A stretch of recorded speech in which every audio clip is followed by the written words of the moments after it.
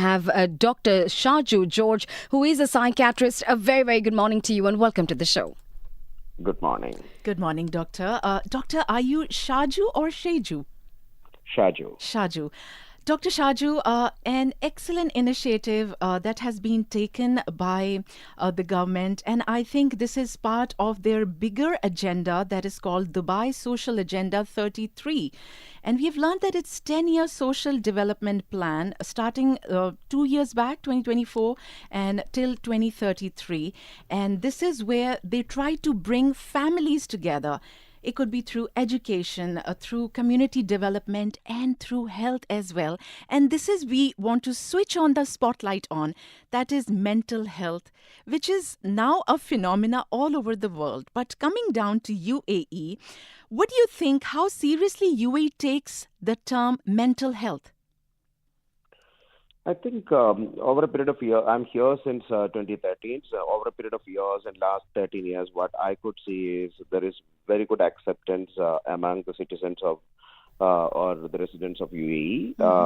Number one, and the government is also promoting the mental health like anything. So more and more people are seeking help, and the government is providing such a comfortable environment where they can seek help without getting tabooed and discriminated. Right. Now, Dr. Shaju, also, understanding the nitty-gritty of this conversation. One is the psychological first aid. Then two, who can call the hotline number 800-506? Is this service truly anonymous, or, am I at the fear of losing or getting my information disseminated to the others as well? It is highly confidential, and the personal details will not be disseminated. They can feel free to seek help, and they'll be provided the best support, whatever we can, especially during these times of crisis and conflict. Now, as a parent, doctor, I have one basic question, right? That if I have to call the hotline number, I have to talk to them about how can I better explain the current situation to my little one who is about 7 years old. And you, as a psychiatrist, doctor, is there a better way that I can explain the situation without giving too many details and stressing him out? Definitely, yes, because giving too many details is going to stress them out and they will get traumatized for no reason. But you can tell them is like, yes, we are going through the country or the world as such is going through a difficult situation, but our rulers are basically providing a very comfortable and safe and secure environment. So far, things are under control and we are still safe. At the same time, they should understand the fact that things are not yet completed or settled yet. So they should They should also give an idea regarding, yes, of course, we also might go through difficult situations, or your friends also might go through similar situations. They might share this kind of information, but we shouldn't get panicked because we are all safe at this point of time. That should be the message to the children. Now, since we are highlighting Itmain, which is basically the helpline right here in Dubai, people who are confusing that what about Sakina, that is for the capital, people who are in Abu Dhabi. Dr. Shaju, I was just wondering that once there at times people just want to pour their heart out, they just want to vent it out, they want to have this rant, and then it's all cool, it's all over. But with some of them, after this initial talk session, the health specialists realize that they need emotional support. So when you are approaching these helplines, how prepared they are, Dr. Shaju? The helplines are generally prepared because they have a team of people associated with them. Because generally, the providers could be psychologists, psychiatrists, or even defenders who are trained with mental health first aid. Mm-hmm. So they have a network where the next stage of help can be provided. Okay. So once the hotline receiver, whoever is receiving the call, understands that this particular person needs the care, then definitely they can be directed to the psychologist or psychiatrist or psychiatric social worker or people who are other mental health professionals who are working in the field to provide the best help. That will not be a difficult task. And who would you suggest, Dr. Shaju, that should, go ahead and call them, who are more recommended? I didn't get you. Like, for example, at times you're just feeling very heavy. At times you are panicky. And at times, God forbid, people are feeling suicidal. So, Yeah. whom would you recommend should immediately seek help, starting from such health lines which are free to the public? No, generally, as I told you, the people who are on the other end of the helpline would be mostly psychologists and psychiatrists, Okay. and these people are trained in the various type of behavioral disorders.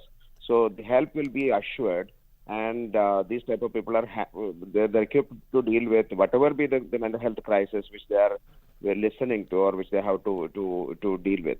Right.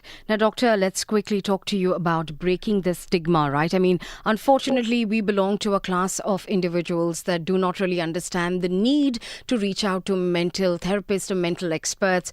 In some parts of the society, it's kind of tarnished upon, it's tainted upon, it's frowned upon. Is there a particular way that we can approach individuals that we see are going through a very turbulent time, but is yet quite tight-lipped and mummed about the entire situation? How do I help that individual reach out to these hotline numbers, or reach out to the right person, a psychiatrist, for example, to help better their situation? How do I break that stigma with them? Yeah, one thing which we must understand is psychiatry is a profession or a professional who is dealing with the brain just like any other organ system in the body. Or in other words, it is just like any other medical illness. Whatever be the behavioral issues which you are facing is stemming out of the brain. So basically, you are dealing with, I can say, rather than using the word the mental, what we can do is it's a functional neurological disease. That will be a better accepted term for people to accept behavioral disorders and come to psychiatrists and psychologists. And these are very common issues. So roughly, we'll say that when we talk in terms of the behavioral disorders, at least 6 to 8% of the people across the globe are struggling with the depression.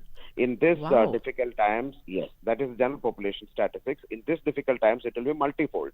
And a lot of people are going through acute stress reaction as part of the crisis, the crisis which they are facing. Anxiety disorders, panic disorders, insomnia, these are all very common conditions. Why should they struggle and suffer when the help is available to them? And And this is just like any other medical illness. Dr. Shaju, at times people have this impression that this will go by itself, and it doesn't really, gonna help if I approach proper professional help. Do you still have such people coming forward with that stigma or that taboo? Or because we live in a mixed culture, you see that things are changing for better? Definitely things are changing, but people do have the belief like things will get sorted out by itself. But one thing which we must understand is illness are illness or diseases are diseases. So when we are having a problem or an illness or a disease, we need the professional help. That doesn't mean that they need to take medicine all the time. So, for example, most number of behavioral disorders, mild to moderate condition, they don't need any medication. They need lifestyle changes and the counseling. While if it is moderate to severe or severe, they might require medication, Can and there you, is no harm in taking medication. Dr. Shaju, can you please, for our listeners, explain what is the mild to severe in perhaps limited way that is easy to understand and get a grasp of it? See, we can say that we can start from the severe, the other way around. Severe means my life is completely affected. I'm not functioning the way it has to, whether it is my personal, professional, or family life. Everywhere it's getting affected. Primarily in the form of my sleep and appetite is not good. I'm not able to concentrate on my work. I'm not able to talk to people properly. I don't feel like living, or I'm completely in a frozen state, or in a state where I can't do anything without Right. any motivation or drive. On the other end, the mild means I'm 90% I'm functional, but 10% of course I'm struggling here and there, but I'm still managing to meet whatever be the expectations out of me. So moderate comes in between. So if a person is doing reasonably well but still feel something wrong inside, that means mild. A person is not functional and not able to do anything is on the severe side. Right. Now, Doctor, let's quickly get to one of the main factors. This is supposedly is the reason why the noise has been created, and it is called doom scrolling, right? The moment you start scrolling, it's a never ending because the fingers don't know how to stop, and we just kind of consume news that probably is harmful where mentally we're talking, right? So mental health goes goes down south, and we are taking a hit where our mental health is concerned. So could you talk to us a little bit about doom scrolling? How do we stay informed? Yes, we want to be informed and avoid the noise that has been created on social medias or through different mediums that is creating that chaos in medias, or through different mediums that is creating that chaos in my life. And is there a way that I can differentiate that, yes, this is a normal worry if I am watching something or consuming it, but now this worry has turned into something bigger or greater for me, and yes, I would require help here on? Social media plays, it is just like a double-edged sword, I'll say, because it, of course, provides a lot of information that I'm very happy to see that the way social media is spreading awareness on mental health. That is why the Gen Z or the children younger than that are very well aware of, and they are very in a mood to accept and receive and talk about mental health issues and to receive professional help. On the other hand, social media or the medias in general, especially during this crisis time, they are being loaded with all different sorts of information regarding the war and the other situations. Right. And when we are being bombarded with these traumatic situations or agonizing moments the world is going through, it will evoke the whole lot of negative emotions in us, even when we are empathetic towards the people who are struggling and suffering. So definitely it is not going to help us if we are being going to get bombarded with this kind of news. So definitely we should apply restraints by ourselves, or there should be some restrictions in watching and going through all this the media things which are being they're highlighting the war and war related events. And Dr. Shaju, this is something you're talking about where it pulls you down. At times you feel extremely low because you're consuming the same energy. Now, there is another flip side to it, and that is mindless scrolling, the fake dopamine. It's not just social media, it's gaming as well. And this is ranging from, teenagers onwards to grown-up adults. Can you address that as well, that how damaging this fake dopamine is proving out to be? And the damages can be long-term, if I'm not wrong, Dr. Shaju? 100%. So when we talk in terms of addiction in general, there are substance addiction and behavioral addiction. And behavioral addiction, one of the most common situation is people when they are using internet or whatever be the way, social media, games or whatever, it is giving them a dopamine rush and they are going behind that. And one thing we must understand, when there is a dopamine rush, and if they are not going to get it over a period of time, the brain will crave for it, and they will go into a complete withdrawal state. So these kind of things are giving I'll say a higher dopamine rush than many other substances. So we should be even more cautious when we deal with the dopamine rush we are getting from the media sources, especially the internet or social media things. Right. So the children and even the parents also should be aware about this, and they should be able to restrict the screen time. Absolutely.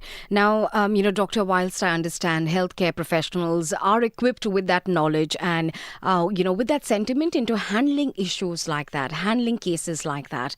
But often we tend to kind of lobby our issues or lobby our worries onto a friend or onto a spouse or onto a colleague. And maybe your corporate environment may not understand the gravity of what you're feeling, or maybe your spouse won't understand or your child won't understand. So is there a better way to communicate one's feelings, and how should corporate spaces or individuals that have been loaded with this information from the opposite party, say for example I'm going through it and I'm telling you this, and you're part of an organization, and your place is where I'm working, how should organizations be dealing with personal emotions that are that is supremely important right now to hold on to that mental wavelength that we keep talking about? I think good number of organizations these days have platforms where they can discuss their problems, or in other words, they promote mental health a lot, and where they are providing befrienders. Befriender is a person basically who is ready to listen empathetically to a person who is going through difficult times, and at the same time he knows some basics of the mental health issues. So and again, here is the importance of mental health first aid comes. What exactly the mental health first aid? Mental health first aid is the first aid provided to a person who is going through difficult times, whether it is at home or in the office, where the person will be able to assess the situation, listen empathetically, and support them emotionally, and guide them properly to the right mental health professional.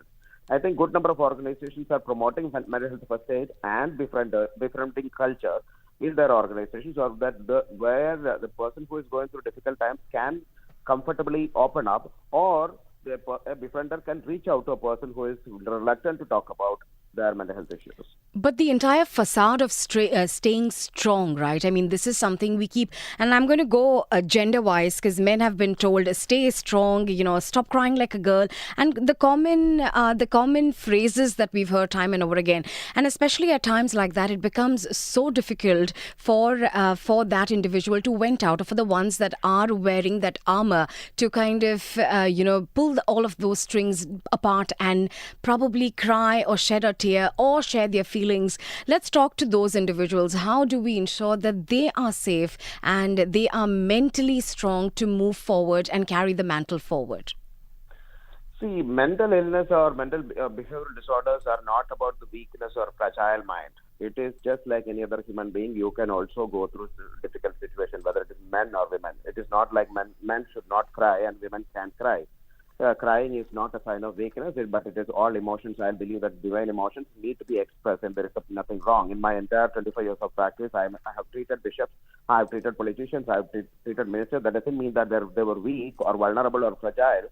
That means they are just another human being. So men also should understand the fact that just because they are going through difficult times, they shouldn't seek help, and rather they should seek help, and they should come out of their problems. And it will not be considered as weakness or fragile personality. Rather, it will be considered as a bold step of coming out of their problems by seeking the professional help at the right time. And Dr. Shaju, how effectively can person feel like they want to feel, or the way they used to be once upon a time? Does it depends on your situation? Because obviously everybody is different. How would you address this? That how helpful seeking professional help would be? See, most number of behavioral disorders, except the psychotic disorders like schizophrenia, delusion disorders, these are all completely controllable behavioral disorders. Because generally what people ask in terms of, doctor, will I get a cure or not? Cure is a concept which we will discuss only in the context of infection in entire medical disorders. So rest of the medical disorders, just like rest of the medical disorders, mental illnesses or behavioral disorders are also a well controllable disorders. So we can assure them like your condition will be under it can be brought under control, and you can live an absolutely normal life. Two things which they must understand is, one is the coping skills. So how should I cope with a situation when I am going through a difficult situation? So for example, I can brood on my problem in one way, or one person will brood on their problem, the other person will seek out and try to have a logical critical appraisal of the situation. So who is going to become better first? The person who is going to discuss his problem and to engage in a critical appraisal in the most logical way, he is going to come out of his or problem at the earliest. So the coping skills are important. For that, the personality is also important. Personality is something which we develop in the first 18 years of life. So that basically give them an idea, or that will equip them with the right coping skills to deal with the situation. And can it reoccur, Dr. Shaju? If Good number it's of problems hereditary, will or it's good in the number of family. problems will not reoccur, but conditions like let's say bipolar, mood disorder, these conditions can come in episodes. And the other part which you have asked about is hereditary. Again, remember, except infections and fractures, all the medical disorders are hereditary. That doesn't mean that yes. Even including cancer, some of the cancers are having genetic influence or heritable factors. So when we talk in terms of, because this is a common question we will discuss in the context of mental illness, like all people, or at least lay people, they think like mental illnesses are hereditary unlike the others. So that's a myth. That's a completely wrong information.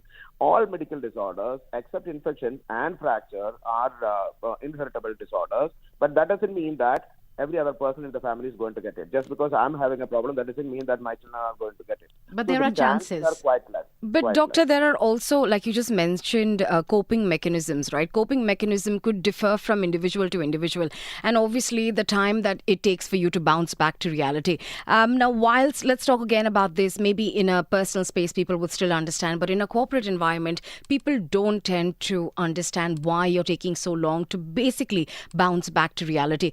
Is there a way that we can have these conversations with, with the corporates and to talk to them into saying that all five fingers are not the same? It is going to take a while, and there are different tricks, different tips, different methods that you, as a psychiatrist, would love to share with the corporates that are listening to you right now, because we are seeing a lot of individuals, probably doing things otherwise that are unnecessary, and sometimes I think it comes from a corporate standpoint as well. Two things which I always discuss whenever I go for the corporate workshop is, one is regarding the need, importance, and importance of the healthy dialogue or healthy communication that has to happen between the employee or employer, or between colleagues in a corporate environment. Number one. Number two is the understanding of the personality of the people with whom we are dealing with. So, with regards to communication, because communication, the faulty, inadequate, unhealthy communication is the reason for 99% of the problems across the globe. I'm not talking only about the corporate environment, whether it is between the countries, within the family members, between parents and children, or between siblings, or whatever it is. Inadequate, unhealthy, or Or non-existent around the communication. world, Dr. Shaju. Yes, all around the world. And I generally suggest 5 prerequisites for a healthy communication. One, it should be a dialogue rather than a monologue. Two, both the parties should be active listeners, not passive listeners. Three, to become an active listener, they should not be biased or prejudiced.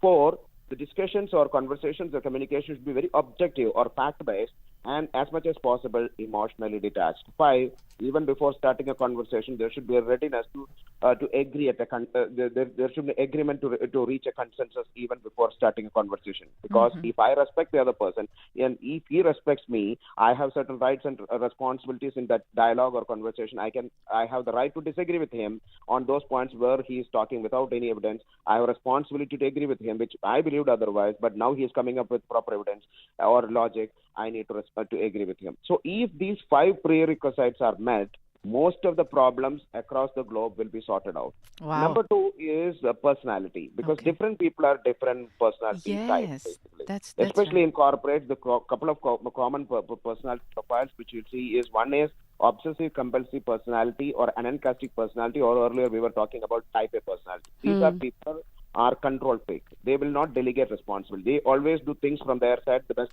possible way, expecting the same thing from others. And Will naturally, be they will be not responsible. reciprocated. But Dr. Yeah. Shaju, you didn't mention one very dangerous personality, and that is narcissist. I was coming to it. Okay, I was sure. coming to it.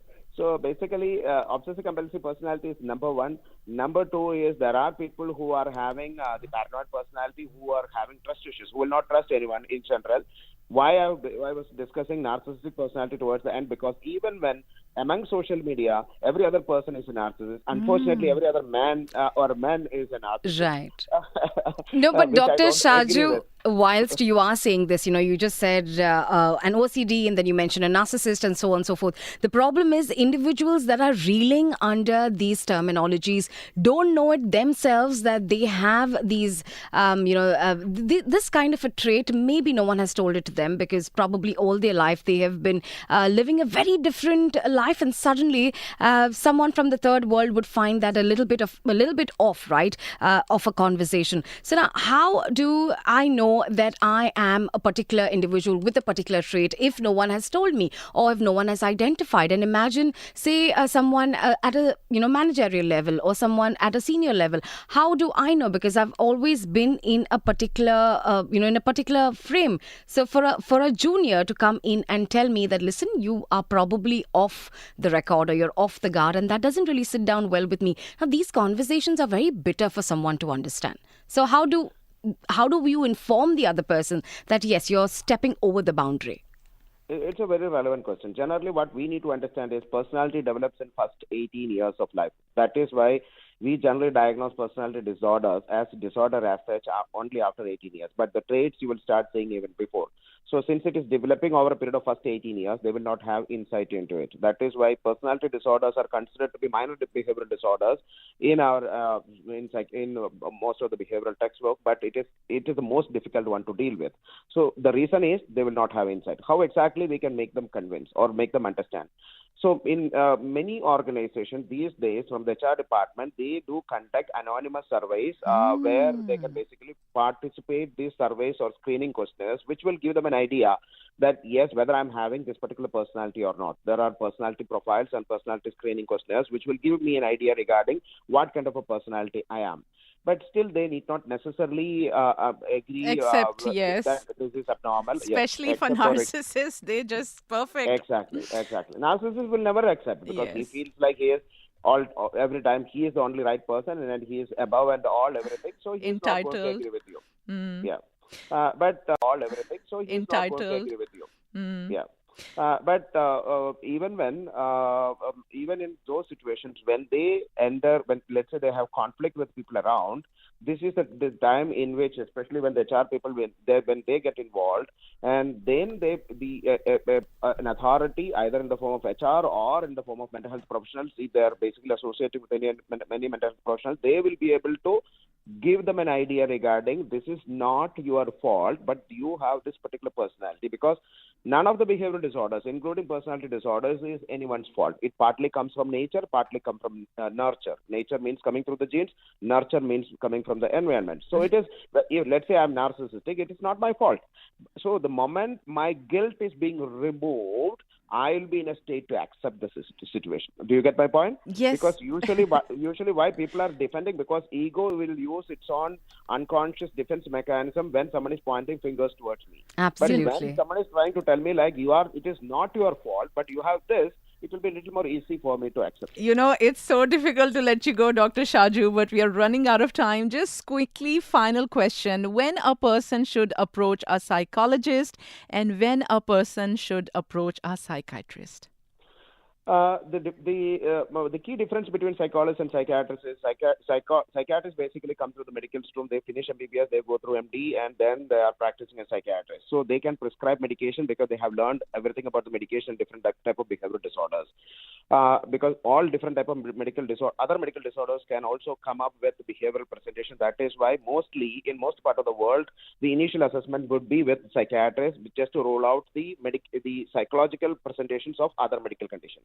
While psychologists basically they study BSc, MSc, or they MPhil or PhD, that stream, they are good in being equipped with assessment and counseling part. So these are the two areas where they basically they are focusing on. They don't have the right to prescribe the medication. The answer to your question is where exactly they have to go for psychologists and psychiatrists. With all these behavioral disorders, they can go to either to psychologist or psychiatrist. But in moderate to severe disorders, where as we discussed before, where they require medication, they have to visit a psychiatrist definitely. Now, there is so much still to unfold. We were just, concentrating on individuals. Then there are relations as well, being of a spouse or parents and so on and so forth. Dr. Shaju, thank you so much for being so generous this morning and open-heartedly talking to us about this, which is a phenomena around the world. I hope some world leaders get in touch with you and you can put some sense into